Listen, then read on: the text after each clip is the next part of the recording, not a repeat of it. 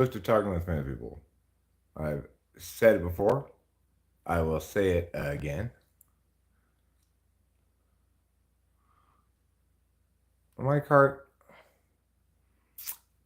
if you want to debate me or something, if you want to engage with me directly, we can schedule a video conference. I'd be happy to discuss cognitive functions with you.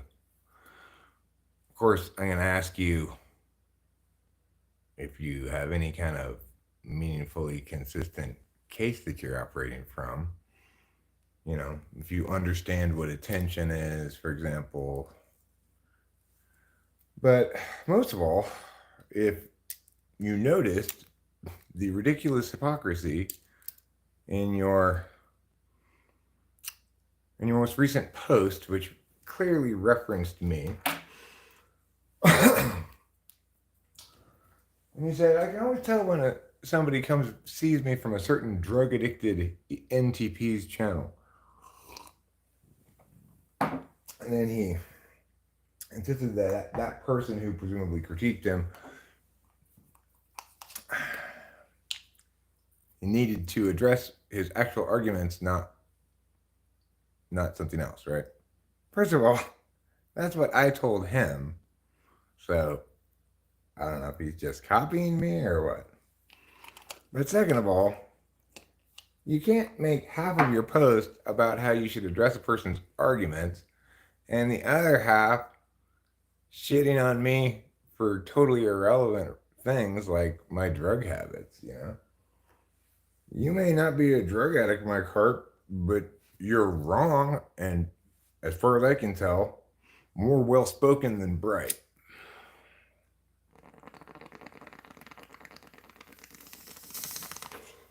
Otherwise, you wouldn't have made that glaring mistake, right? to make your hypocrisy so brazen like that. Within the same post, even, you know, to both insist that shaking my head, that's what SMH means. Shaking my head. You make a post saying people should address your arguments, and then you refer to me as a certain drug addicted NTP. Well, I mean, what does that have to do with anything? I mean, I suppose you could say I'm addicted to marijuana, if you wanted to say that. It's not really something you can get addicted to. You could say I'm addicted to cigarettes, but you wouldn't normally call those drugs. So, on every factual level, you're just talking out of your ass, right? I'm not going to get flagged again. I don't plan to be uncivil in this discourse. I'm just calling them out. Like, look, dude, if you want to talk smack about me, come to the channel or I'll go to yours. Either way, let's meet in a video conference and you can talk as much smack as you want. We can time each other's turns to talk, you know. We can have a question and answer session where each party can ask the questions. We can do things fair and just and right. But don't cower in the shadows, terrified of my superior correctness, and refuse to engage me, except through thinly veiled references.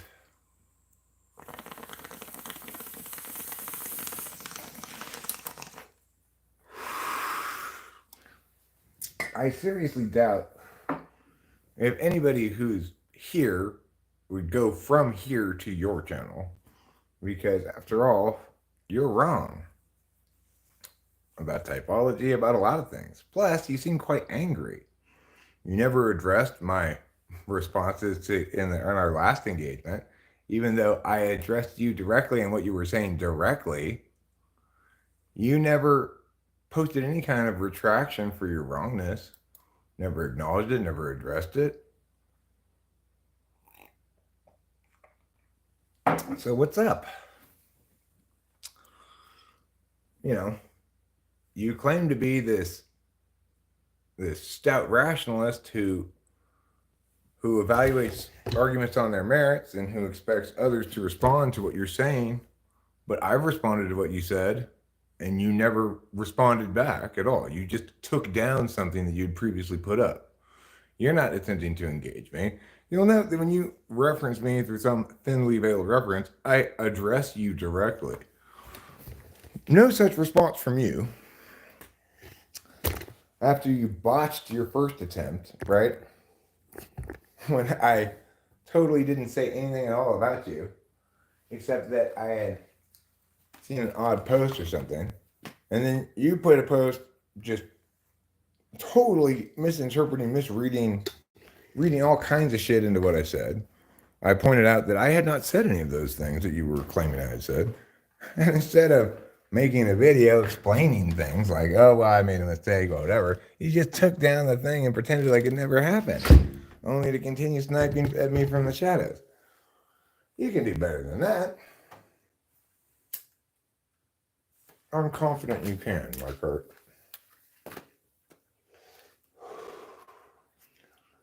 I know, I'm a little intimidating,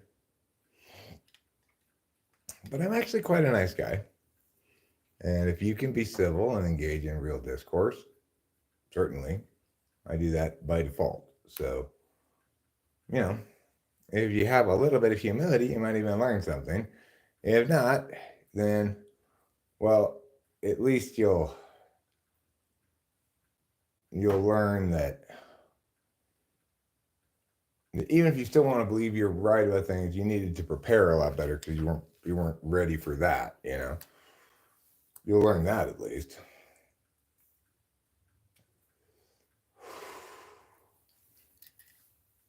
But I suspect that, as with my previous videos that I published with your name in them, you will simply ignore this one. I hereby invite you to have a video conference with me. We can debate something if you want, or we could simply discuss cognitive functions. I could explain to you why embracing MBTI as the end all of cognitive functions is incredibly wrong. But heck, I'll tell you what, I'll throw in a bonus for you, Mike Hart. If you like, we can even discuss my drug addictions, since they seem very important to you. Is this one of them? I'll concede I'm addicted to cigarettes. No doubt about that. I wish I were addicted to more drugs. I find myself often reflecting like, boy, I'm bad at buying drugs. Because this is a song I was listening to the other day. It says, don't tell me that money don't buy happiness because money buy drugs. It's part of a longer like rappy chorus thing. And I thought it's kind of true. Money, money does buy drugs, and drugs do generate happiness. So where's the missing link here? Where's the weak link? It's me, obviously, and I'm not doing a good job of buying drugs. That's why I don't really have any.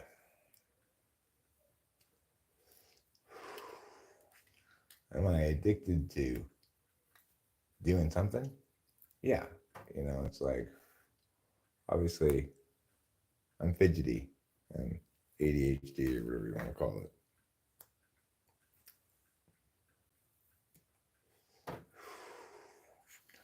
When I'm not smoking or pulling bong rips, I'm bouncing my knee up and down. Am I addicted to that? Maybe, but it's not a drug. Okay, fair enough.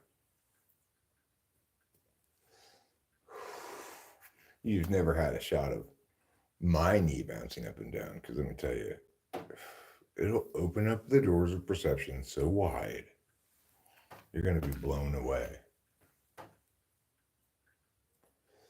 So I went to the store this morning early, even though I know I have to go back to the store again this afternoon because we have to pick up our prescriptions.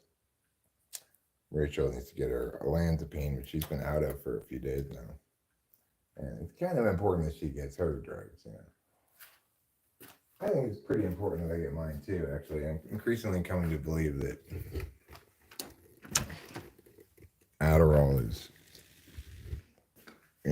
a net benefit in my life if I do it kind of as prescribed rather than being all bingy with it.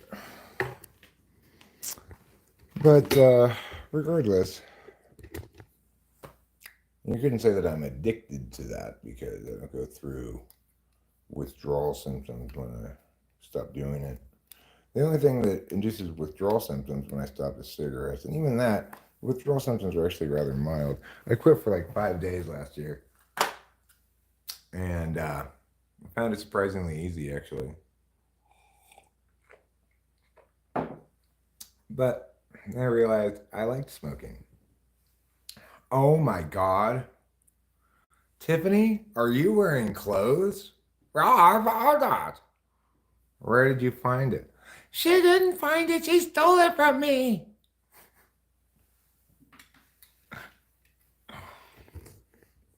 I got a new doll at the supermarket today. Red-haired Ruby, whatever her name is. I don't know what her name is yet. But anyway, her dress fits on Tiffany perfectly. See? Well, this is actually her dress. Now, you will note that unlike Tiffany,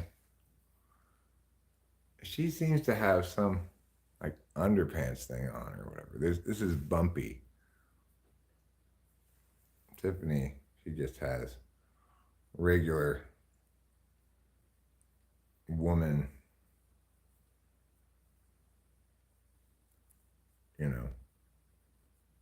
vertical entry passage. There, this is what she came looking like, dressed in this bee dress. Here's one issue with politics in general. We can argue we should think in terms of populations, not individuals. Absolutely not. Absolutely not. So we need to remember that when we're talking about politics, we're talking always about competing interests of individuals and specific groups. In fact, the worst thing we can possibly do is forget that ultimately we have to deal with preserving the individual's autonomy if we want to preserve a free and civil society, not at every expense, but as a default, right? That which is not expressly forbidden is permitted. That's the rule for a free and civil society. So what happens when we think about populations is disasters like COVID. I called it right away. Of course, there is no onus of responsibility on an individual to prevent becoming sick or even to unknowingly get somebody else sick, right? You could argue certainly that if you know you're contagious, you have some obligation to not get other people sick. But even then, that kind of positive obligation just doesn't actually play out in reality properly, right? You have to allow the individual the onus of responsibility regarding their own health choices. What we saw with COVID was exactly what you're saying we should do applied, and the disaster that followed. 10% global inflation. It didn't save any lives as far as anybody could tell. We waited for the vaccine. The vaccine doesn't work. Everybody still gets COVID, even if they take the vaccine, et cetera, right? I called all this right at the very beginning and said how this was a terrible, terrible idea. But it follows from that fundamental wrongness that you just expressed, Cone Man.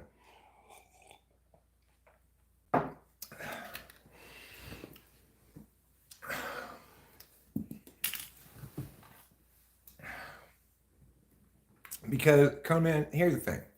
You don't want me telling you which group you're a member of and what that means. Because guess what? You're an individual first, not a member of a group. Just like everybody else. So just as we afford you the courtesy of treating you like an individual human being with individual rights and autonomy, we expect you to do the same for others.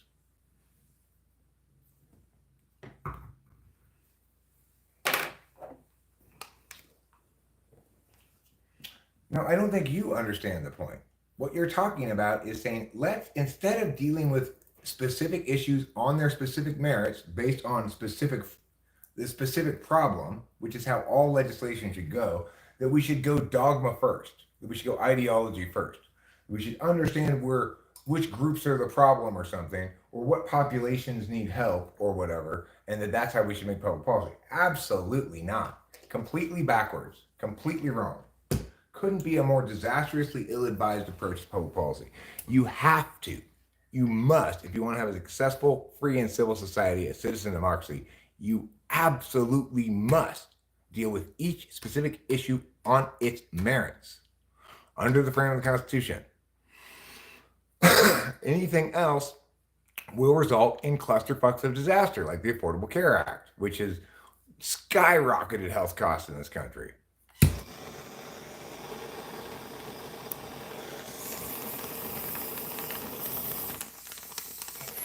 Now, if that bill had been narrowly construed, right, so that it actually didn't suffer from mission creep and did only exactly the thing it purported it wanted to do in the first place, which was get rid of free riders and require health insurers to provide coverage to people with pre-existing conditions. Those two things could have been attained in a one-page bill.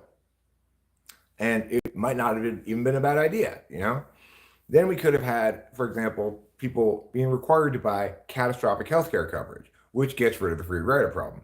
You have a high deductible, you don't get free healthcare unless something's really wrong with you, in which case the taxpayer is not on the hook for it, right? So that's what I'm talking about. We need to not think about populations, right? We need to think about specific problems. Okay, we have a specific problem, two specific problems. One, free riders, people with no insurance getting healthcare that healthcare providers are required to provide, at least emergency care, and not being able to pay for it. We have an additional problem. People with pre-existing conditions, even if they want to pay for health insurance, can't find insurers that can take them. We can solve both these problems with an individual mandate, said Barack Obama originally. But instead, they decided to deal with it from a larger population kind of an issue. The purpose of this is to preserve the health of the population. So we need lots of preventative care in there, right? Of course, the health of no nation is preserved when each individual in the population is being made incredibly poor by soaring, skyrocketing healthcare costs that will never go down because the system is structured to continually reward more healthcare, right? Even if it's not necessary. So this is why it's critical that we actually think about the merits of the thing that we're talking about and not about populations. We don't want to think about that. Remember that the whole point of having a population in a free and civil society is that each individual in that population is treated with equal protection under the law. In other words, they're facilitated equally by the prevention and prosecution of crime, the preservation of regulations that preserve competitive playing field, etc. And that's the role of government, is to empower and protect each individual citizen from their other citizens and from wickedly ill-advised, disastrously wasteful government programs that rob every single taxpayer of their hard-earned money, you know? We've got to be smarter than that.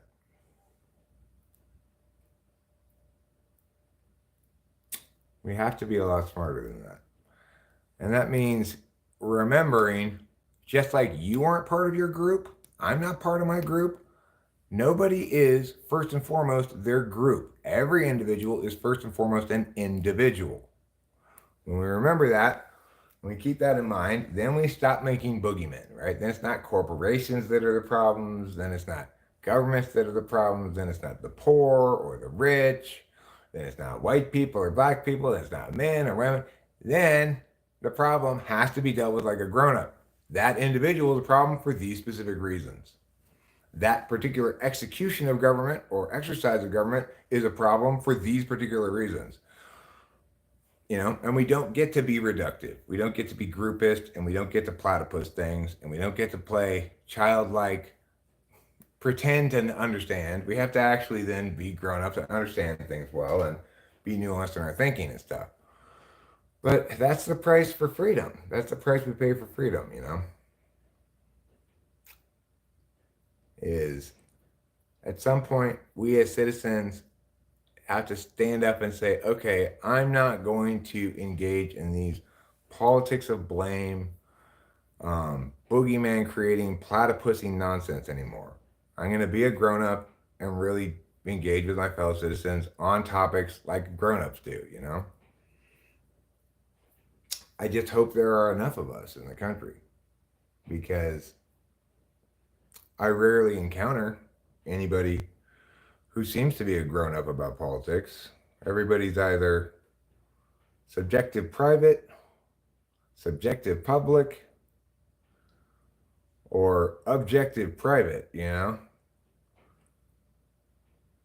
There aren't many people out there speaking the message that I'm speaking, at least, and getting anybody hearing them, because, of course, the message I'm speaking is corrective. It's corrective like chemotherapy, right? Nobody enjoys chemotherapy, but when they have cancer, they can clearly enough understand why they must go through it. In contrast, when people are contributing to the narrative problems of the country, they are unaware that they have narrative cancer. And they only find my chemotherapy off-putting. They don't realize that they've left the office healthier than when they arrived because they don't feel better. They probably feel worse, like I've been corrected, I've been scolded, or whatever. I have some faith anyway that at least some portion of those people end up becoming healthier anyway. In other words, they end up making better arguments or not making the same bad arguments again, and or having some of the stuff I'm saying eventually sort of settle in on them and start to reflect on it with a mind that says, maybe Eric's right. I'm not sure yet, but maybe.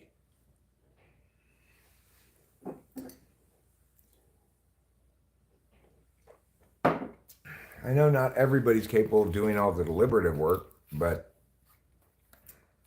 even a knower, spending enough time around me, should at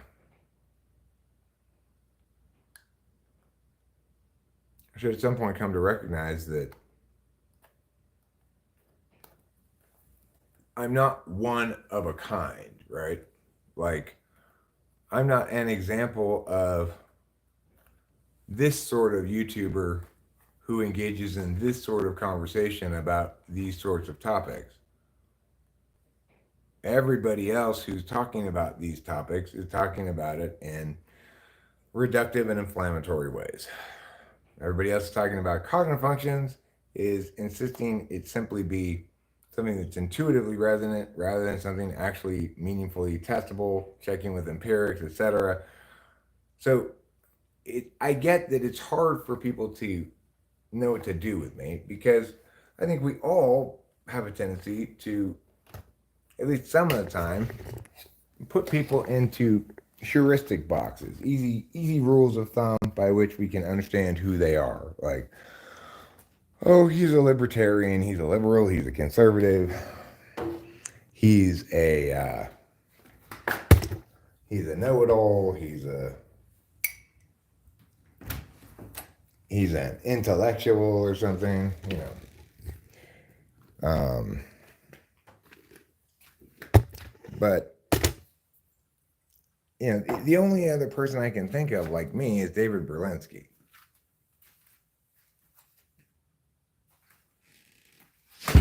He's not really a YouTuber, though you can find his shit on YouTube. He's the only person I can think of that seems as rigorous and correct as I am. He just doesn't talk about as many subjects.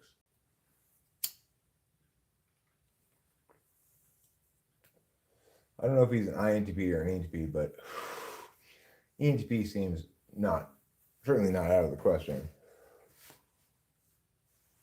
I got to work with Jeffrey at 11:30, so I've only got another 54 minutes before I have to go. But I'm very glad I went to the store this morning. We were so in need of stuff. I got such a big shopping trip. It cost over $400 for groceries.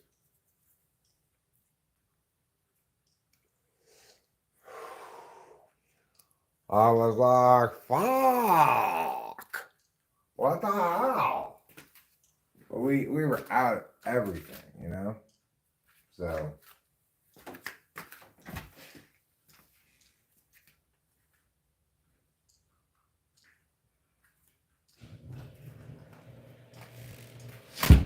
And you know, really, that's how it is with shopping trips, grocery shopping. You have one super expensive grocery shopping trip a month, and then you have like three less expensive grocery shopping trips a month. Because, like, with our current level of frozen dinners, we probably won't need frozen dinners for a while. Although, with Ruben and Acacia coming into town, probably likely it's not been finalized yet.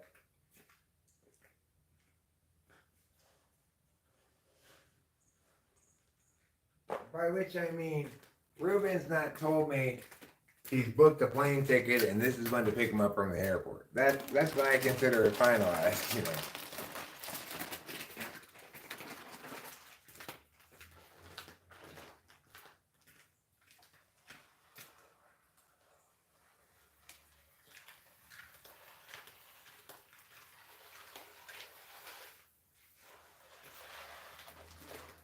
Alright, I'm just giving the Woodland friends a few cutlets real quick. I'll be right back.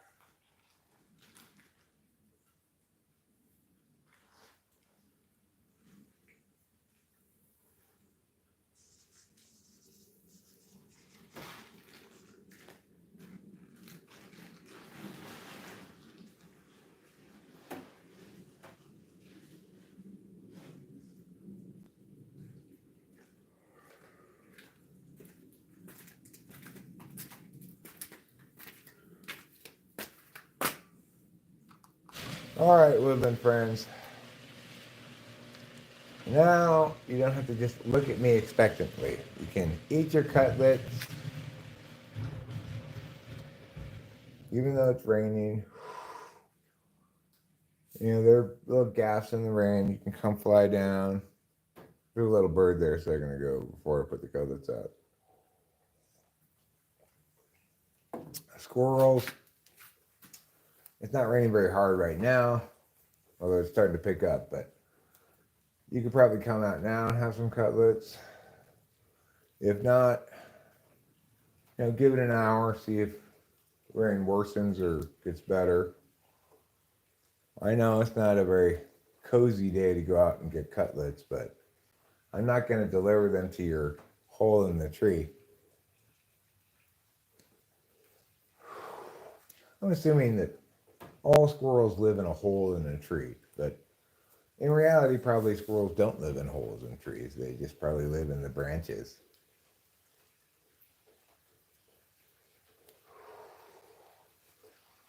However, if you could find a good hole in a tree, that would be a good place to live if you're a squirrel, because it's almost like a little house.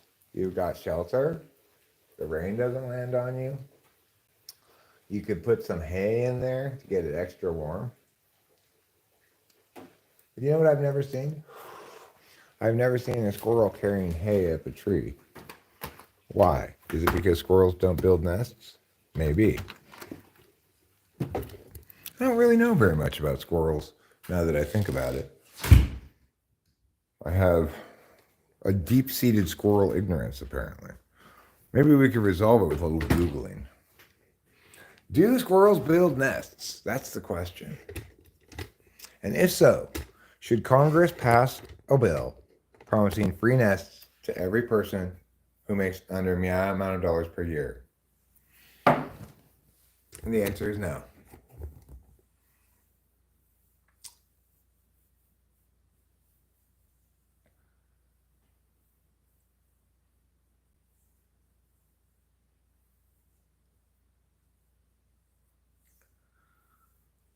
You're saying if you govern over one person, individual criticism is valid. Over a population, you get a mix of good and bad, so your policy is why it works well or not.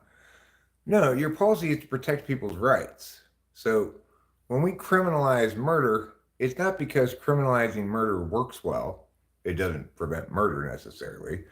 It's because we attain justice for people who have had their rights violated. That's what the criminal justice system is for. The civil code exists so that people can get liability, so that people incur liability when they do damages, even if it's not criminal behavior, right? Those are the two primary forms of law that a government engages in. Additionally, you could talk about constitutional law, namely the framework law, and you could talk about other kinds of laws that are mostly terribly ill-advised, big social programs, stuff like that. But in its leanest manifestation, government passes two kinds of laws: those that protect people from criminal rights violations and those that allow people to hold others accountable for civil liabilities when their rights are violated. So as long as we keep that in mind, then we remember that's the ideal manifestation of individuals being treated equally under the law. And that's not talking about populations. When we try to go outcome oriented, like you're suggesting, that's when terrible things happen, because you can always make the case for any advocacy under a utilitarian framework that there are going to be net benefits, or that there are net benefits, or whatever. And so we don't ever want to use utilitarianism except as the second question in the order of questions. The first question in the order of questions is this legitimate? So COVID was illegitimate. So we shouldn't have even asked any questions about benefits or costs, because it's fundamentally illegitimate to take away from individuals the onus of responsibility for their own health and health making decisions, decision making regarding health. So there are exceptions, sure. I'm not saying we can't be ever pragmatic about things, but I'm saying that if we start with pragmatism, we're beginning at the wrong end of the question order, right? We have to begin with legitimacy and remember the purpose of government, which is to have a monopoly on use of force to protect individuals' rights, both from criminal and civil violation. It is that plus infrastructure that justifies taxation ultimately, in addition to defense. The tax and spend habits of Congress have stretched its powers well beyond the scope of the enumerated powers the Constitution affords it, but we're not going to go back in time. We're not going to put that genie all the way back in the bottle. We just need to change our frame of reference and our thinking, right? We need to change it away from what you're saying, which is let's use utilitarian calculus, because we can't ever know what's best for any individual person. Well, that's exactly wrong. We need to start always with a legitimacy calculus, and then and only then, if it passes that test, then can we evaluate it in terms of outcomes. Until and unless it passes that test, it is off the table. That's how a free and just society operates. We don't do illegitimate things because they're illegitimate, not because of anticipated benefits or harms, but because we understand that system integrity is much more important than any particular outcomes that we might look at. System integrity makes sure that we all have a fair chance of attaining good outcomes, whereas outcome management, it fucks everything up. So I get that you probably not heard all of this before. It takes some time to process. People are habituated to kind of the completely fucked up ends justify the means kind of reasoning that has kind of taken over the body politic in the last couple of decades. So much so that most people aren't even aware that they're even using a utilitarian calculus when they talk about things like measuring the benefits and harms, and how, because it's a diverse population, we have to just sort of play TE interface with our legislation. Well, legislation is not an interface process. That is a deliberative action process, and we need to respect it as such and treat it as such. You can't interface legislatively without tossing all integrity out the window.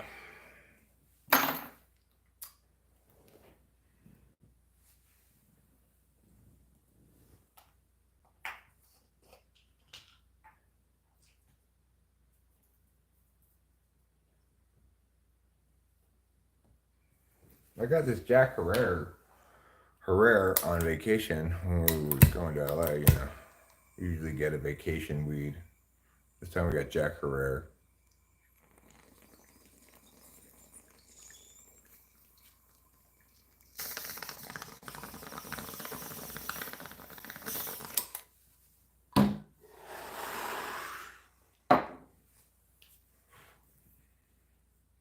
And I mean, this sort of narrative sickness has even seeped down into policy debate, where you'll hear students making the following incredibly weak argument, namely that because politicians have to operate from a place of incomplete knowledge, that therefore we can only calculate things on utilitarian calculi for political matters, which is of course insane because it ignores the fact that there's an order of questions. You can calculate things on utilitarian grounds after they pass legitimacy tests.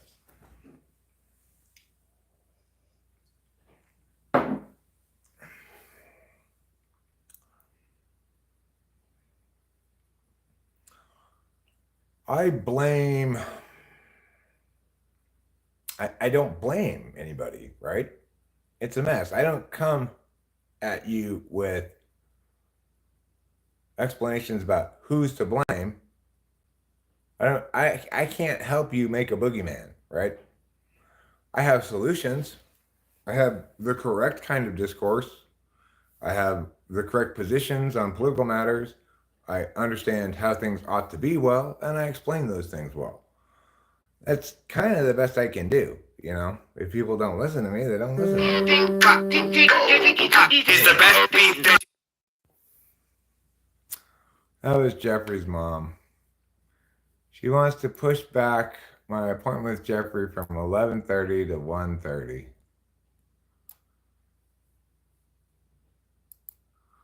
Which should be fine, except I do need to go to town when Rachel gets up. We need to go get our prescriptions. So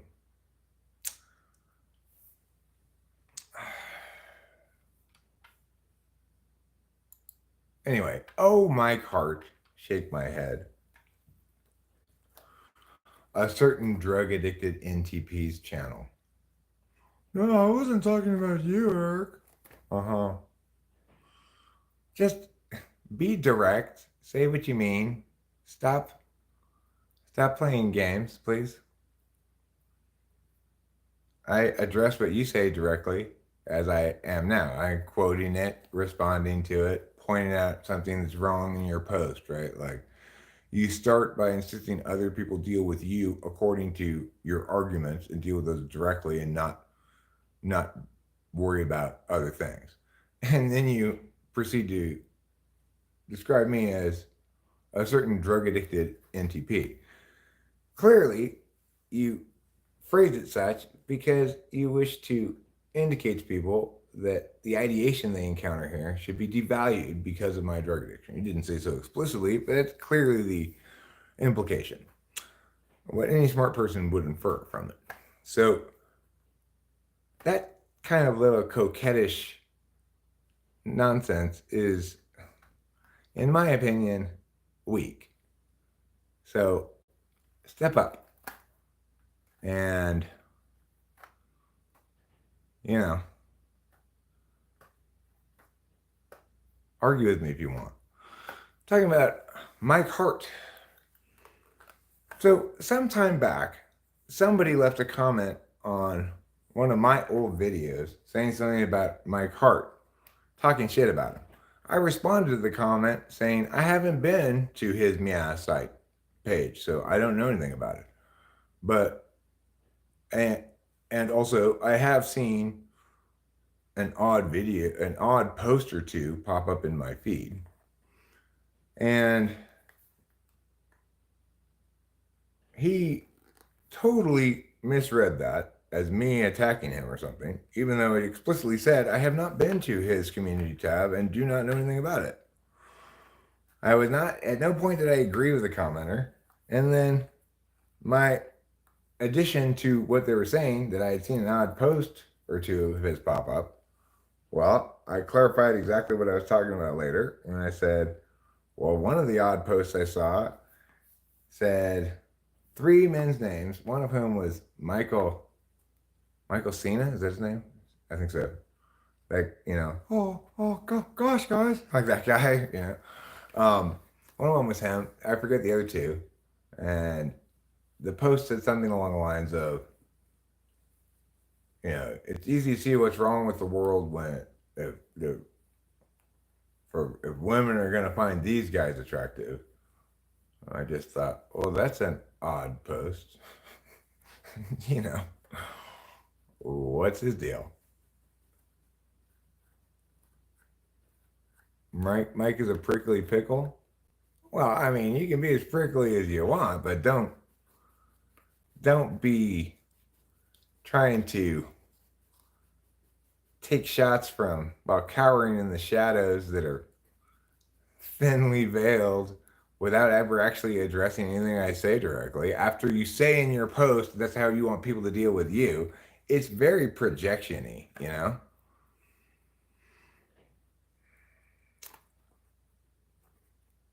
A politician's job is to govern well and help make society better and work well. Whose fault is it? If things go worse, whose fault is it? Well, it's not necessarily anybody's fault, right? Sometimes it's everybody's fault. It's not like there were a few dominant voices on the COVID thing saying, let's lock everything down out of this totally unfounded panic, even though we know it's not going to work, given what we know about the thing. Everybody was on board. You were probably on board, Cone, man. You were probably full blast on board with the whole lockdown shit. I don't know. Maybe you weren't, but that's my guess. So who do I blame? Everybody. Everybody and nobody. I'm not interested in doing that blaming thing. That's a waste of time. I am interested in providing corrections and solutions to real problems, answers to real questions, clarity regarding the often very complex world of public policy, expertise. I'm a straight up policy wonk. I've been doing policy debate either as a debater or a coach for decades. So, not anymore, but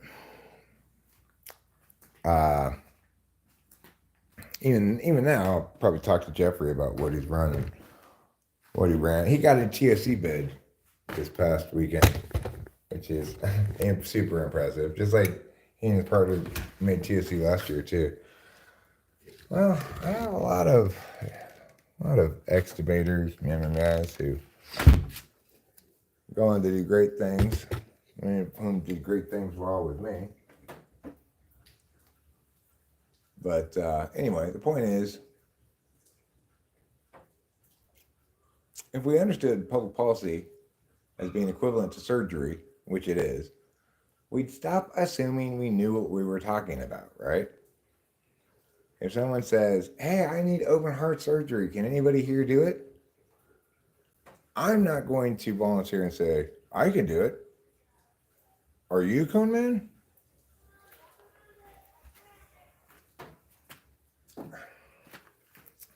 The challenge is to get the citizens and the citizen democracy to understand that only a select few of us are really capable of doing the job well, are being nuanced, adequately nuanced in our thinking and our approach, and have sufficient respect for the order of questions to do the public a service by public service rather than a disservice. Everybody's always like, get out there and vote. My message is, unless you understand everything I'm saying in full and find it powerfully convincing, do not vote.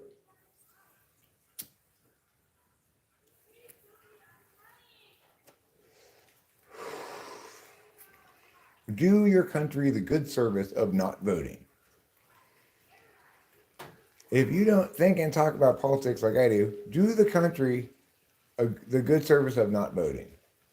Unless you're going to vote for me. Then it's fine. Everybody should do that. That's just making a good choice. Making a good choice, it's not the lesser of two evils. It's not the one who's a representative of my party. that's not somebody who makes me feel emotionally riled up in the right ways, who's not somebody who helps me paint my boogeyman in ever brighter colors. Instead, I'm an actual statesman who has a nuanced approach to both public policy and ideation about a civil society, combined with a recognition that international politics, especially, is a tea that's steeped in the waters of realism, you know. Um, but that's why the president has, as an oath, a job to uphold as his top level frame the Constitution, which is not actually a rights based frame, right? So, in other words, and the president may find it pragmatically necessary to blow up people in other countries, and it's a little harder to critique that unless it's something that's in clear violation of diplomatic law, you might call it, or diplomatic norms. Like the assassination of the Iranian general on Iraqi soil by President Trump. That rises to the level of, okay, there's no amount of pragmatism can justify that decision because it pragmatically it endangers all of our generals, diplomats, etc. If it's okay for us to assassinate them on foreign soil, neither theirs nor ours, right? Third party soil, then certainly it's okay for other countries to do that to us. This is the problem, right? When you do things that are illegitimate in that fashion, and you can clearly articulate where the illegitimacy is going to happen and what the arguments are going to be, you know? In other instances, it's not as cut and dry.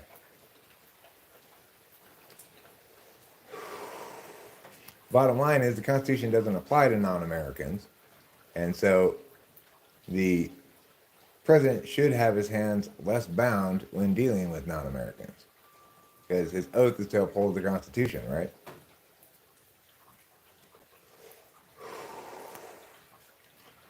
So, understanding the office of the presidency. That's something that most people don't do. They don't understand the office of the presidency, what its job is, why it is the way it is, etc. So how could they possibly do the job well? They don't even understand what it is.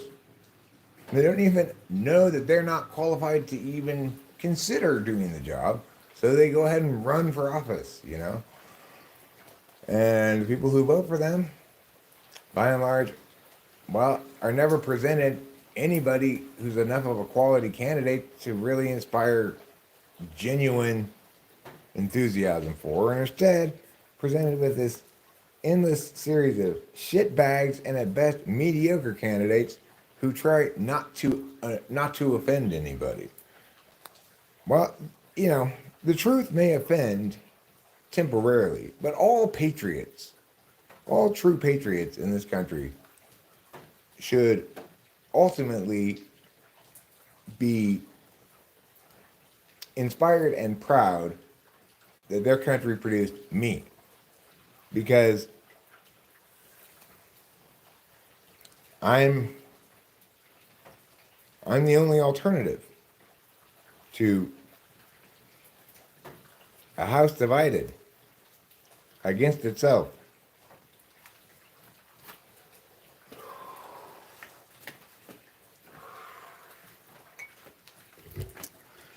You know, the only person you can trust to evaluate any given piece of legislation on whether it's a good idea, assuming that legislation is about corporations, is somebody who doesn't have an overarching position on them, but instead evaluates that particular bill, the particulars of that situation on its merits, follows the order of questions appropriately, etc. The only person qualified to sign a bill related to, say, social programs is somebody who's not dogmatically aligned either way on the matter. I'm not of the mindset that I'm going to go into government if I were to be elected president and try to get rid of all the existing bullshit, right? I'm aware of the fact that the president goes and takes over our garden well in progress. Weeds, plants, poisonous pits of toxic goo, and all, you know? So you have to have a conscribed agenda that's appropriate for an executive, not for a legislator, right? People talk about presidents' legislative agendas. Presidents shouldn't have legislative agendas. They're the president, not the legislature. Pretty straightforward.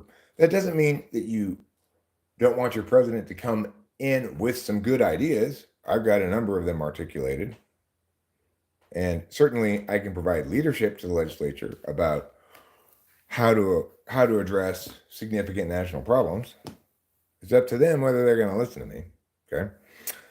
But my agenda includes things like using the Justice Department to better constrain future presidents and myself, of course, limit the scope of the authority of executive orders.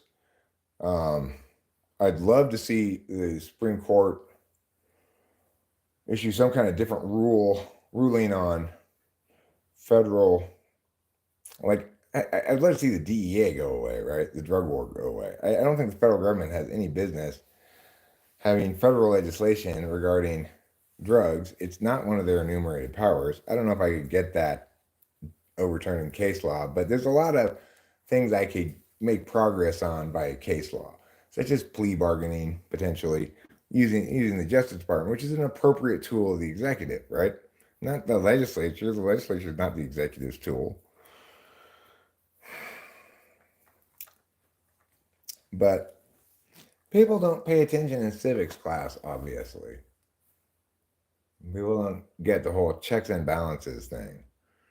The people who run for president aren't running for president saying, I understand the job well, and you can trust me to execute it in a principled way, transparently, and to explain everything to you that I'm doing and why I'm doing it. Provide good reasons for things. To not think that I'm a king who can just arbitrarily make decisions and tweet about it, right? Because that's a huge part of the job of the president, is to shape the narrative of the country. What is our national narrative? Under Trump, it was incredibly divisive. You know, it was all, as far as Trump was concerned, there was America, and then there were people who didn't vote for him. With Biden, I mean, Kamala Harris is certainly not a unifying figure. They're fundamentally technocrats, bureaucrats whose ideology is government solves problems without any more deep thinking than that. And accordingly, things are a mess, you know? Like, the one thing you can say for Trump is Putin didn't invade Ukraine on Trump's watch. He's not that dumb, right? But everybody can invade everybody on Biden's watch. Could there be a weaker president? He's like Carter times 10. Of course, having Alzheimer's disease doesn't help. But, you know, can I blame people for not voting me into office when I don't run? No, I really can't. In that regard, I have to say, you win, everybody. You win. Maybe I should stop bitching about things and run for president. Well, that's why I try to stay away from politics talk mostly these days, but Cone Man's been dragging it out of me like a pack of wild horses tethered to my correctness.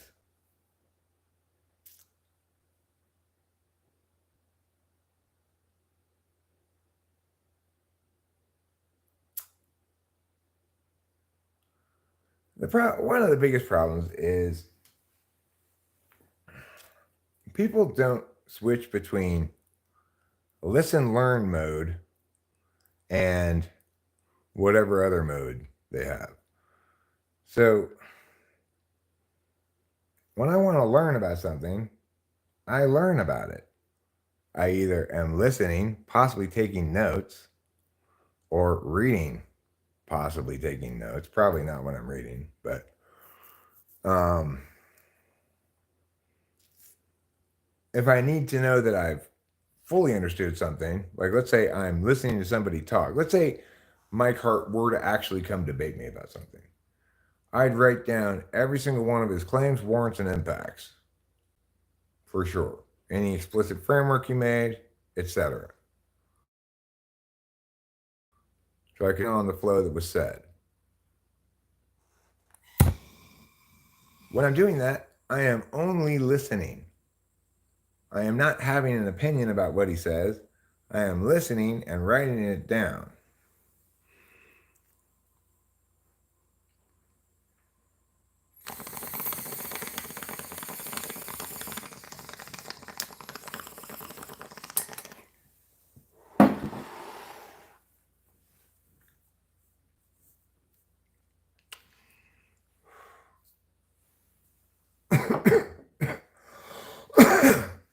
Most importantly, people have trouble shifting gears quickly. So if they come into a given exchange and are expecting an interface style exchange where both people kind of dovetail off each other's statements, neither meaningfully affirming nor negating anything, and then you encounter an opportunity to learn because, oh, I hadn't thought about that. People who are wanting to approach it through an interface frame may have a challenge shifting gears, or even in an action frame. Like if I'm negating something, one could imagine I hear some new idea, I might have trouble shifting gears and going, oh, actually, that's correct. It's not true for me. I don't really have any trouble shifting gears, but I've noticed it is for almost everybody else.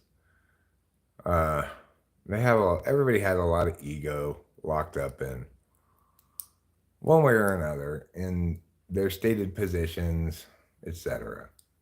Either it's like they believe themselves to be explicitly good at position determining, holding, etc., or and they're not, or they believe their position is part of who they are, so that any attack on that position represents an attack on their identity, which it isn't, but that's mostly everybody. You get INTPs who are listening very well all the time. And you only really hear from them when you screw up. They'll tell you, like, you're wrong about that because meow. Or they'll ask a question. But if meow, meow, then meow, meow, meow, right? And you'll either go, oh, yeah, you're right. I hadn't thought about that. My bad. Scratch all that shit. Good point. Or I'll say, well, actually, here's the answer to that. And then they'll be quiet because it's satisfying. When the highest praise you can receive intellectually is to have INTPs listen to you without asking questions or pointing out what's wrong with what you're saying. That's the highest compliment the world can pay you because it means they've not found anything they can negate. And that's what they do by nature.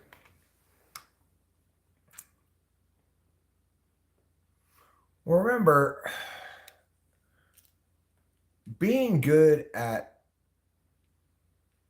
debating is not what this is about, right? Being good at debating is sort of a stepping stone to being good at being correct for some people, not necessarily for everyone. You look at Karl Rove, he was a debater, and he clearly had zero interest in honest intellectual engagement and only interest in winning the narrative battle so that he could get general approval for what he wanted to do, which is whatever Bush wanted, Bush Cheney wanted to do, right? So he was the ultimate spin doctor. He didn't care at all what the truth was. He was all of his narratives. The goal of them was to get approval for whatever the administration wanted.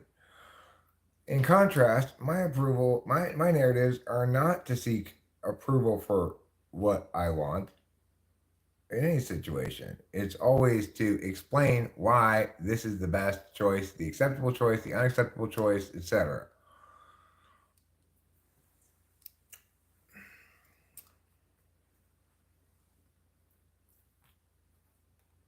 The best agenda a president can have, frankly, is to respond well in real time to emerging realities throughout the 4 years of their term. Of course, people want to hear a little bit more than that. You know, when electing a president, they wanted you to just say, well, I will respond well in real time to emerging changes as they happen during the 4 years of my presidency, as well as I can. That doesn't give people a lot of guidance as to whether to vote for you or not. But on the other hand, it does extract you from the partisan equation somewhat. You're saying, look, I'm not sure what new problems, old problems, etc., will end up occupying my desk space during the 4 years of my term. All I can do is deal with each of them on its merits. If you want to ask me about abortion, the Supreme Court ruled it's a state's issue, so the president has no relevant thing to do or say about the subject. If you want to ask me about the death penalty, same deal. If you want to ask me what will I do with gun legislation, I am very unlikely to sign it. After all, we have hundreds of federal gun laws already, and they're clearly not preventing mass shootings. So, unless somebody could show me that this particular prospective gun bill uniquely solves with a warrant that's different from the warrants used by previous gun laws, and that establishes inherency, that there's a barrier that can be overcome in the status quo, and solvency, that this does overcome that barrier, and significance, and factors in harms, well, then fine, you do your job, I'll sign it. But from what I can tell, almost every conceivable approach to writing more restrictive gun laws has already been tried and failed. So I don't see any reason to repeat those previous failures, and you shouldn't either.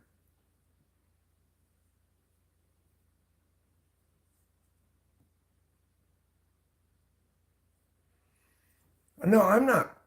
I have no pride against God. I am humble before God. I do not in any way, shape, or form am I prideful towards God. Do I think I am God? Do I have hubris? Do I think that my clear vision justifies some massive agenda that I've got? I've got the opposite of hubris. I've got the certainty of a citizen in a citizen democracy who truly understands. I'm not a pragmatist. I'm not any of your labels. I am a statesman.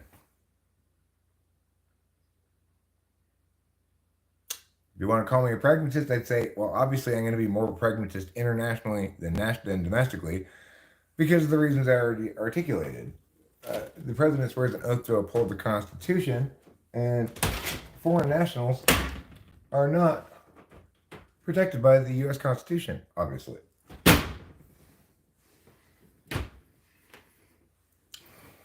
But obviously, additionally, if domestic concerns, if there's a clear and obvious, I take it like turning over a bad call in a football game.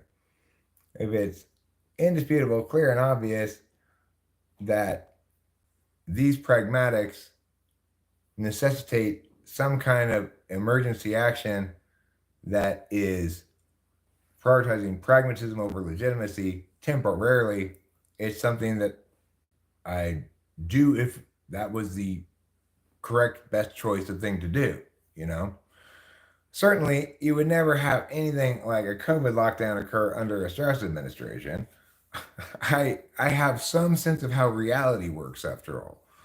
When they tell you it's hyper contagious, nobody's ever had it before, that it's got a 2 week long incubation period, and it's super small viruses, well, then we can conclude that no lockdown is going to work with a 2 week long incubation period because people still have to get food and shit, you know, somehow. Some people have to engage with some people somehow, right? And if we're predicating like you can't engage in your business until somebody else comes up with a vaccine, boy, talk about some butt fuckery, like brain damage nonsense. Ugh, unbelievable. Obviously, never acceptable. And you know that you can trust me on this because I was saying this at the very beginning of COVID with the first methodology problem, namely this purported 4% fatality rate that even the most casual observer could have immediately told, as I did at the time, was an order of magnitude greater than what it would actually be because they were only testing the very sickest people who had the disease. So, naturally, I was right. Some 10 months, year later, out came the news stories. Actually, the fatality rate is 0.4%. Sorry. But nobody listened to me. But the good news is we can go back and check that record. So you know, under a Strauss administration, that buttfuckery would not stand. Under no way, shape, or form would that buttfuckery stand. You can trust that that would be the case. You can trust that I will defend the correct position, what is right, true, and just, in every instance with just as much passion as I am here today, defending what is right, true, and just to the 9 people watching on Talking with Famous People. 8, actually. One of them's me. And who knows? If Rachel's up, it might only be 7. So, the thing is, with me, what you see is what you get. If you ever hang out with me in real life, I'm the same person as I am on the live stream. If I'm doing something important, I'm still the same person. If I'm doing something trivial, I'm still the same person. If you are young, I treat you the same. If you're old, I treat you the same. If you're a man, I treat you the same. If you're a woman, I treat you the same. I treat everybody the same.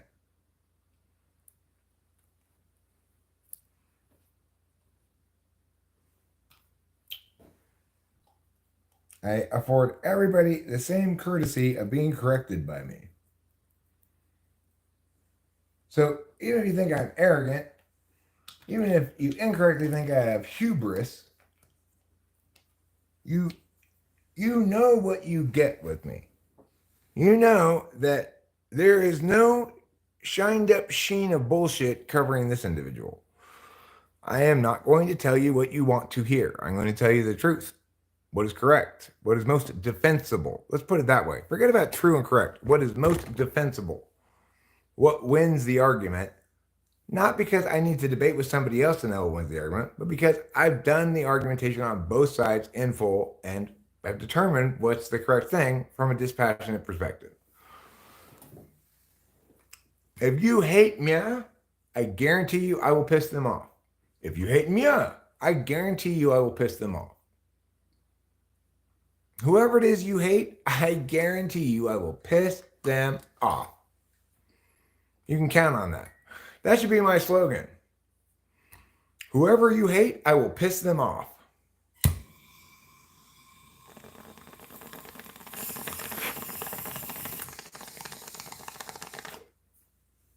Of course, I'll piss you off too. But isn't that refreshing? Somebody you can actually trust. Sometimes they piss you off. Sometimes you agree with them. Sometimes you think they're smart. Sometimes they sound like a cocky bastard. But you know that they aren't crafting how they are how they position shit, how they present stuff to schmooze you in any way. I'm not trying to pull any wool over anybody's eyes. I'm not trying to position myself as anything other than what I am. My whole life is an open book. So if people were to actually read that book critically, they'd get increasingly convinced that there's never been a statesman so qualified as I in the history of the world. A bold claim, perhaps, sure. But I mean something specific when I say statesman. I mean, there's never been anybody who's been as correct on all levels regarding all manner of political thought as I am, because historically people weren't there on the ideational evolution ladder, right? So they couldn't be. There will come a day in the future when somebody surpasses me, but until then, here I am, the philosopher king.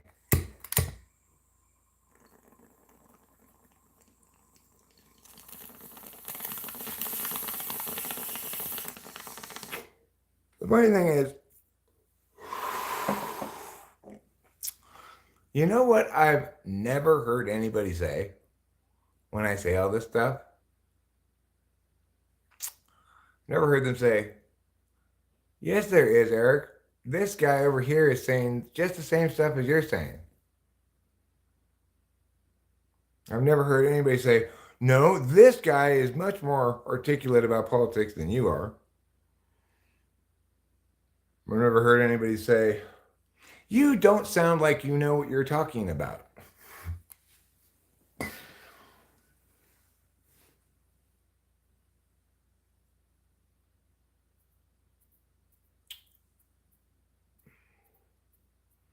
You know, it's not even arrogance or hubris or anything like that. It's just,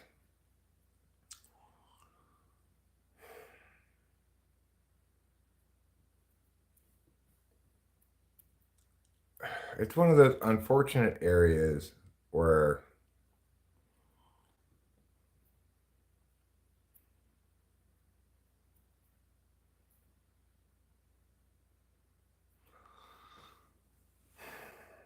things are as they are.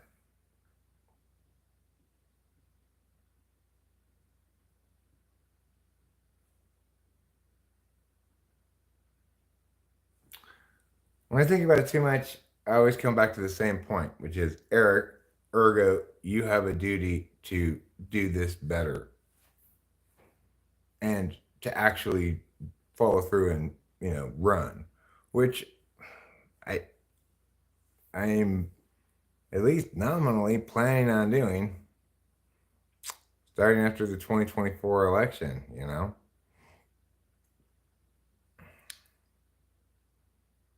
I'd like to do that. But I kind of think that success, even the ability to present yourself on a large enough stage to get any attention at all from the general populace, is somewhat predicated on having some kind of fame in some other endeavor beforehand.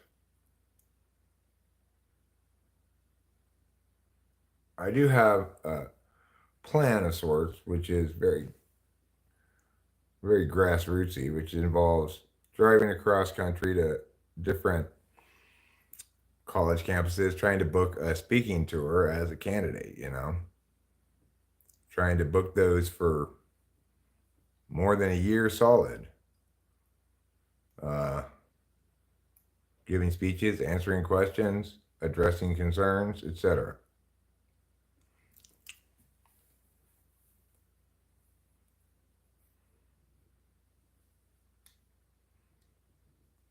Who would consider what you did then vote for you?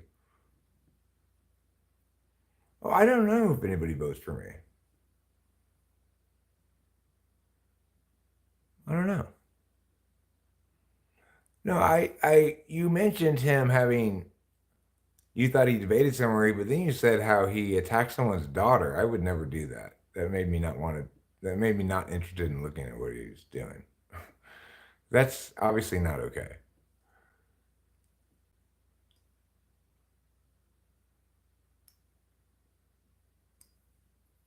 I mean, I pointed out somebody I think is similar, which is David Berlinski.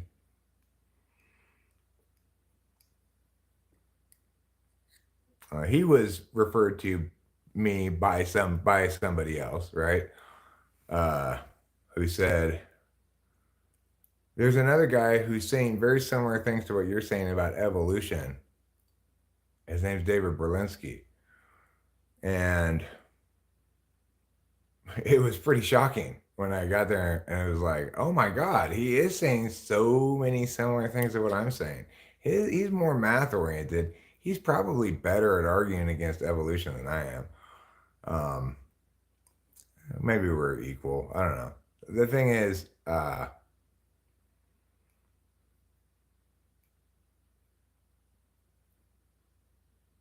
he approaches it as a science a, a very hard science, person.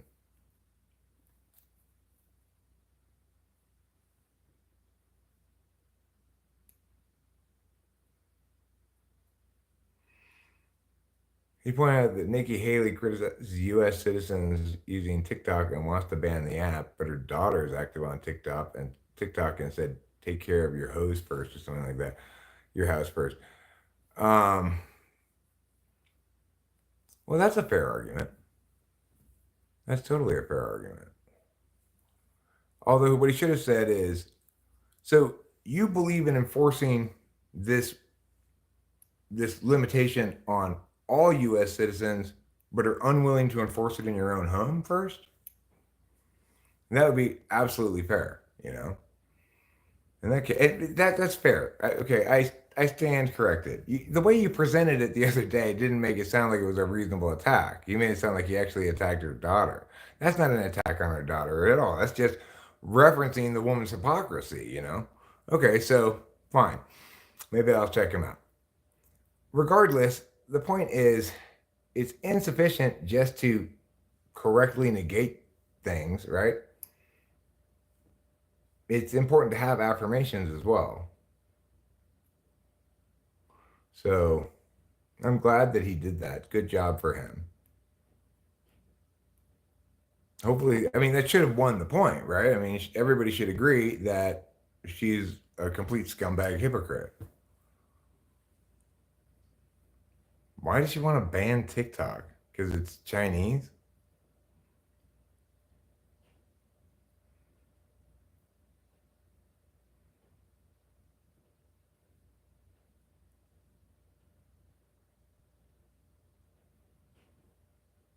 Well, okay, you said that Nikki Haley said that he's a scumbag because he attacked her daughter, but you didn't clarify what the actual thing was, so I took it at face value that he actually did attack her daughter.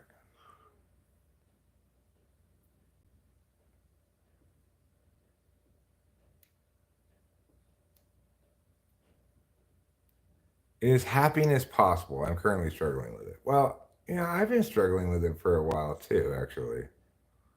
Seems like for a few months now, a couple months. But I've decided that it's possible that the culprit is as simple as the occasional half a Klonopin I take. I'm not going to take any of that stuff for at least a couple of weeks and see if my kind of weirdly atypical depressive tendencies lately go away. I hope they will. Um,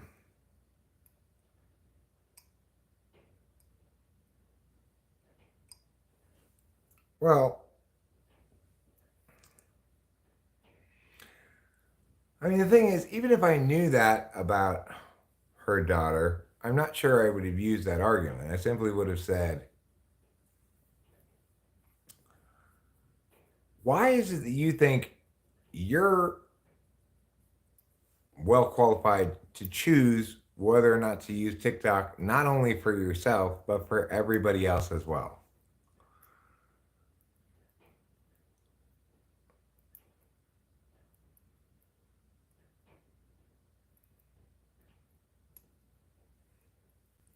One must imagine Sisyphus happy.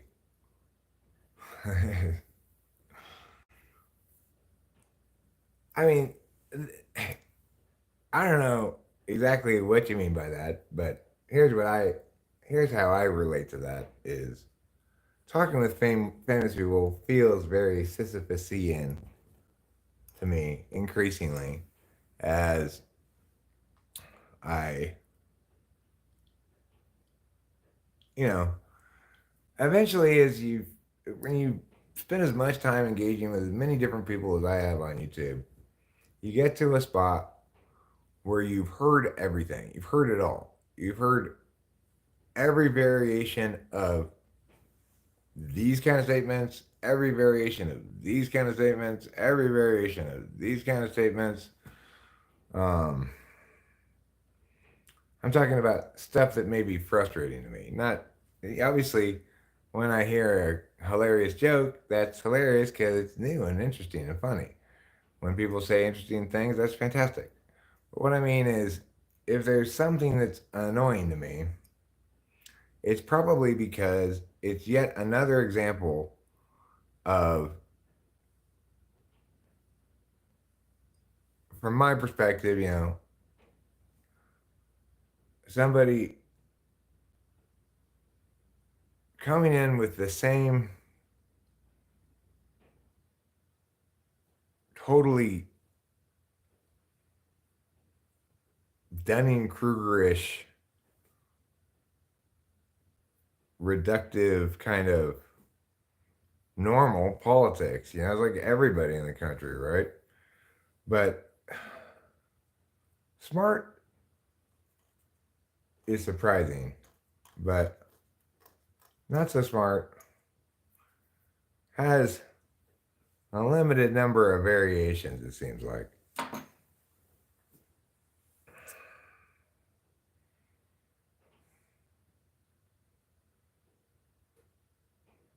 So yeah, I feel a little I feel like a sissy.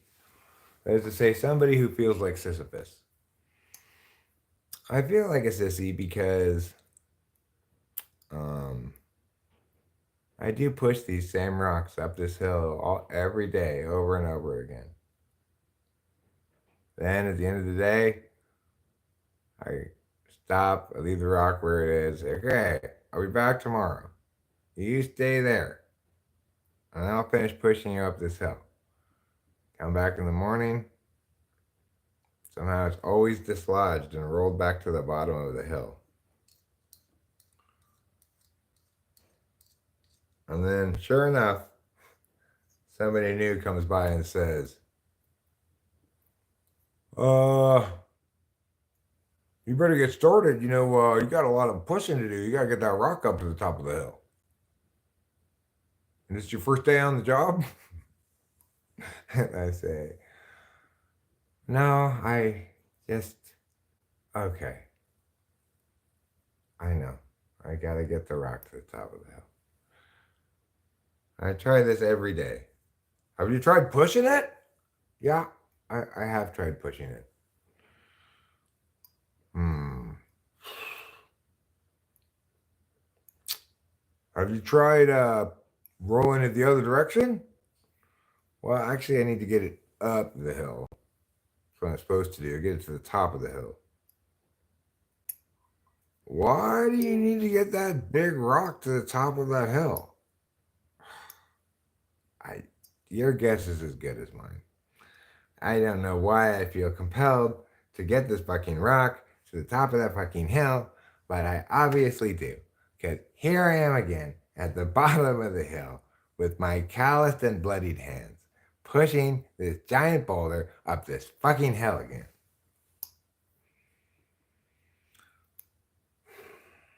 Have you considered maybe pushing up like a giant rock that's cube shaped?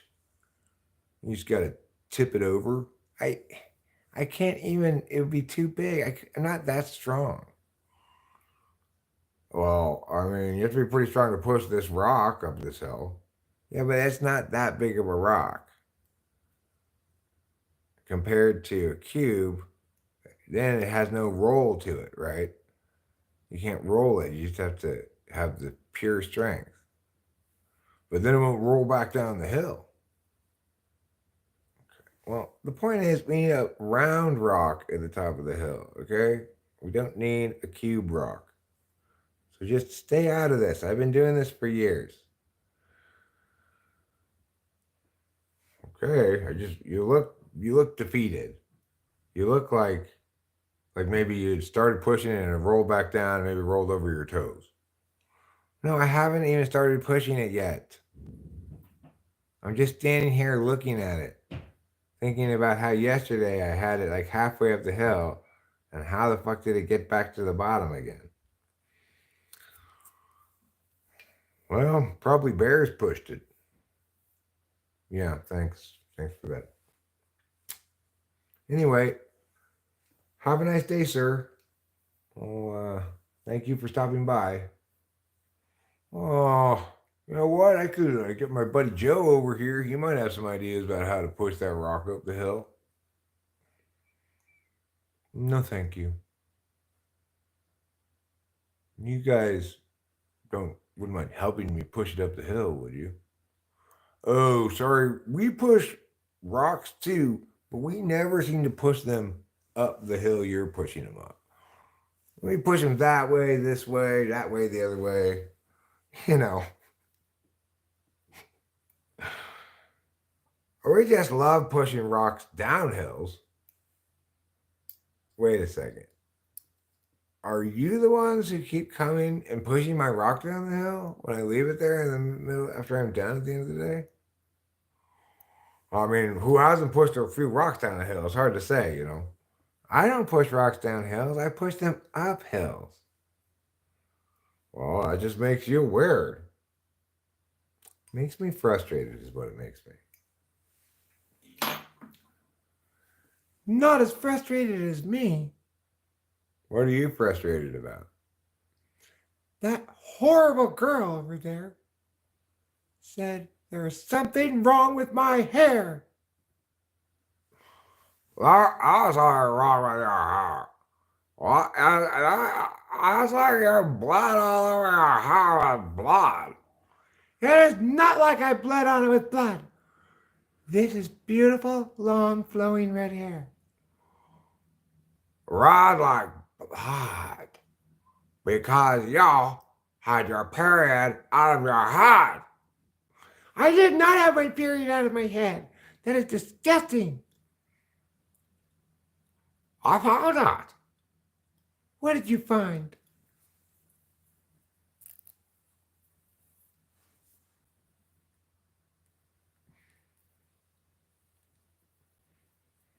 I said, what did you find? Hold on a second. I'll tell you in a second.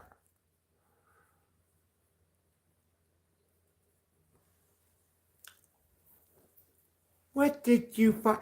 Hey! What? Where are my clothes? I told you I found it. Find those capers, love those wipers. Hi, Rachel. Hi, this is so entertaining. We have to. It's me playing with dolls. Is that a new doll?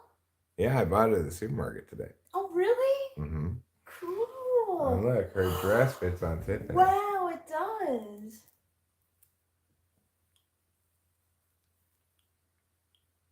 But, Tiffany's not really... She feels like clothes chafe her. Well, I'm sure she also feels like they just get She loses lost them all the time. though. Yeah. She gets drunk on almond milk and loses her clothes. So we need to go to the supermarket. Okay. I need you to go with me because we got to get your olanzapine as well as my I haven't gotten anything. You haven't got any text? No. Well, But we need to go. and then we can ask him and find out what's going Okay. on. Okay, but I can't ask him about yours. You're gonna have to ask him about that. Okay, that's fine. So Oh, I didn't realize the time. I didn't see your message, but I'm on Top Chat. So what's your ETD? What time would you like? I'd like to go soon because I'm supposed to meet with Jeffrey at 1:30. Oh shit. Okay. Can you just throw something on and we go to town and come right back? Yeah. All right, cool. Yeah. Thank you. And then I'll. And I went grocery shopping already, Oh. so we're all stocked up on. Oh, so we just need to get the medication? Yeah, because I went before the pharmacy opened, and I knew I was gonna have to go with you to find out at least about your olanzapine, and so, but I also wanted to get the grocery shopping out of the way, so I just went. Did you find out anything about yours? No, the pharmacy wasn't open when I went. Oh. I knew it wasn't going to be, but Oh. it didn't matter because I knew I had to go back later with you anyway, and I wanted to get the grocery shopping done. Okay. Thank you for doing that. Sure. INFJ females are the lucky ones. Well, some of them. I'd say Rachel's a pretty well-positioned INFJ woman. You know, she seems happy.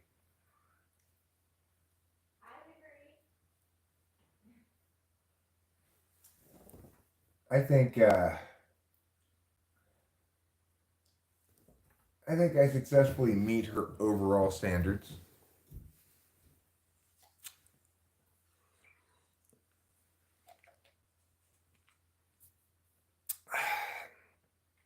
So anyway, I'm going to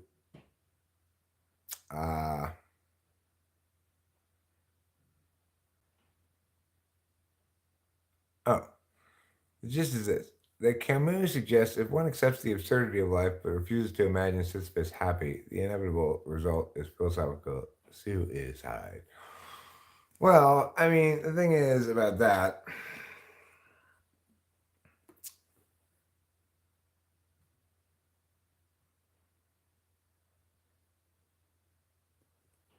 I mean, it's a very NI perspective, right? I feel as though I have some endeavors that are Sisyphusian and others that are not. Things that are absolute values, I don't view as Sisyphusian at all because they're my absolute values. So, like, I don't feel like I'm pushing a rock up a hill when I'm making hilarious jokes. Then I just feel delighted that there are more hilarious jokes in the world for me to find and make.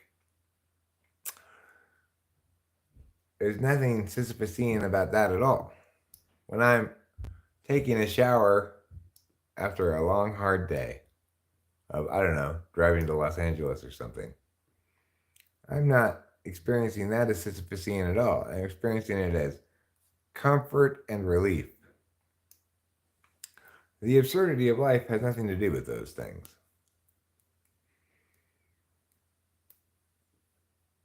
It's only instrumental valued stuff that we can see as Sisyphusian. That's why I see politics talk as that, evolution talk as that, because that's TI. TI is not an absolute value for me, it's an instrumental value. So I try to avoid at a certain point, trying to avoid having these conversations so often, but find myself getting dragged back into them again and again anyway. Unless I'm in a certain mood, right? If I'm in a certain kind of a mood, then maybe I won't get dragged back into it. But if I'm not, then yeah.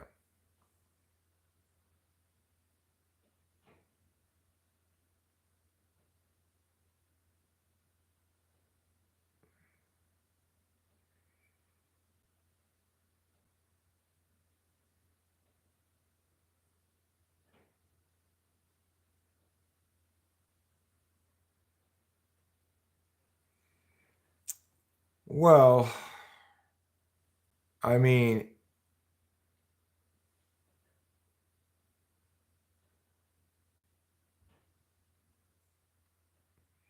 in this instance,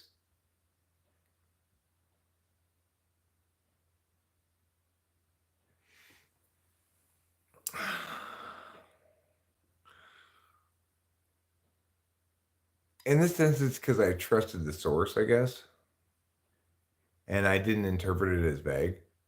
The way it was phrased, I probably didn't parse it as carefully as I should have, but I interpreted it as Haley called him a scumbag for attacking her daughter.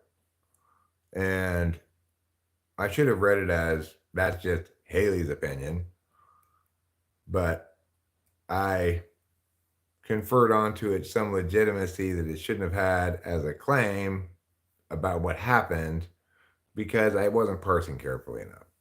Normally, that doesn't happen, and I don't trust sources, but regardless, I'm generally not in the market for hearing other people talk about politics because I'm I'm on the opposite side of the question. I'm on the same side of the question as they are. How will I deal with people jumping to quick conclusions? Well, it's saturation, of course. You know, the key thing to getting elected, as far as I'm concerned, is having sufficient number of people encounter even snippets of me talking a sufficient number of times. In order to do that, I'm going to have to attempt to make a lot of public appearances, speak a lot, try to engage with as many media outlets as possible, try to meet as many actual people as possible, and have them hear what I'm saying to some extent, you know? That's why I said probably getting elected president is predicated on being famous for something else first. Um, I'm unlikely to get famous for anything else first. So that complicates the problem, right?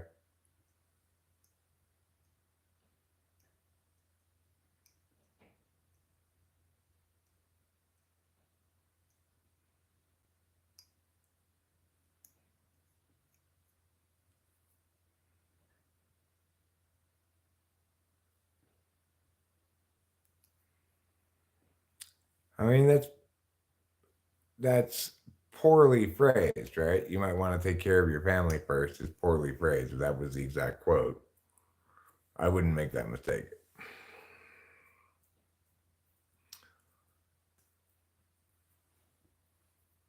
You know, and instead of pointing out hypocrisy, I'd ask questions that, if answered, that convey clarity of the hypocrisy, right? So a better question than linking it to her daughter or her family or anything is simply to say, why is it that you believe you're qualified to make a decision about whether or not to watch TikTok, but other people are not qualified to do so?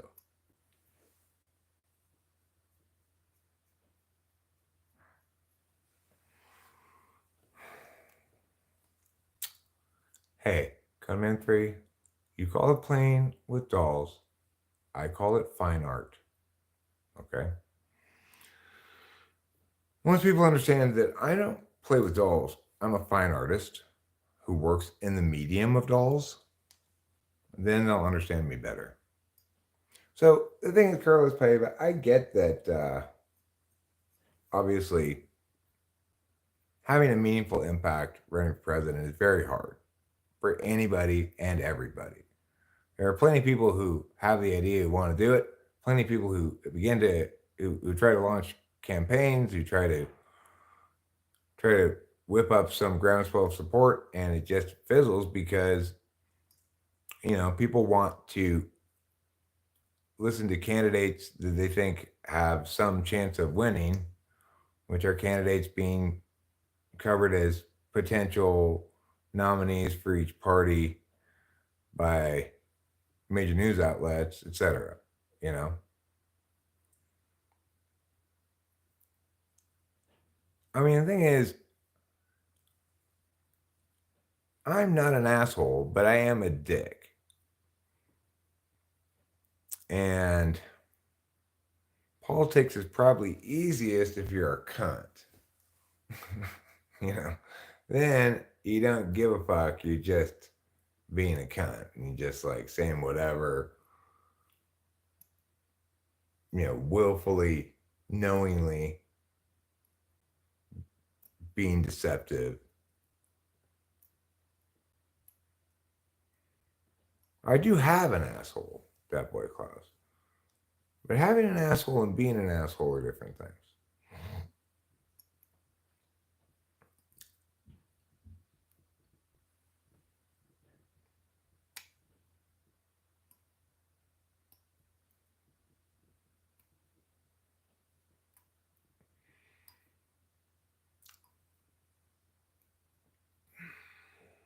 I mean, I just go so far as to say Nikki Haley has such a high opinion of herself that she thinks she can better determine what you should do on your phone than you can.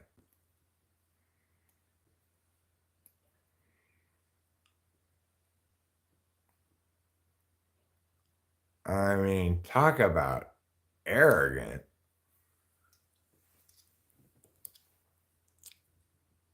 The job of this woman is not to police your phone activity. Who does she think she is? You position things like that is generally going to resonate with most people. Like most of the country did not think much of New York City's soda laws, right? Like you can only get it this large bullshit. It didn't it didn't fly because it's insane. Just like in California when Governor Newsom tried to tell people they couldn't go to Thanksgiving dinner with their family because of COVID, it didn't fly. The sheriff's department spokesmen around the state said, we are not enforcing this.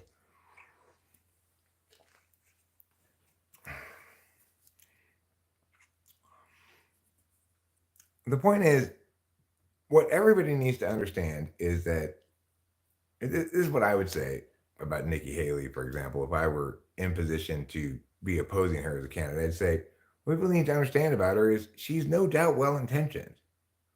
I don't know if it's just a hyperinflated ego that makes her so convinced that she can decide for you, or if it's just she's not understanding things in a very nuanced way or what. But none of us have to be especially insightful or bright to note that that woman's got no business controlling our phone. She has no business on my phone, right? We all can recognize that. We don't want Nikki Haley peeking over our shoulders, making sure we're using our phone like she wants us to.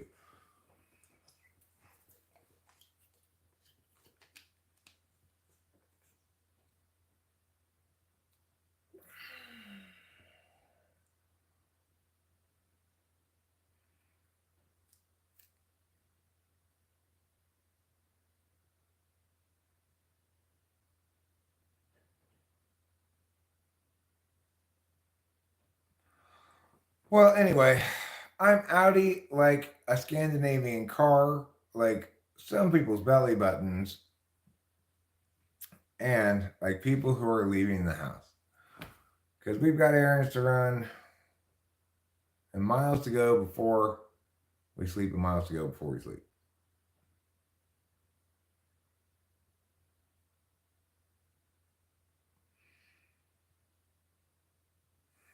Well, with the deplorably low level of quality among political candidates in general, it's not difficult to seem like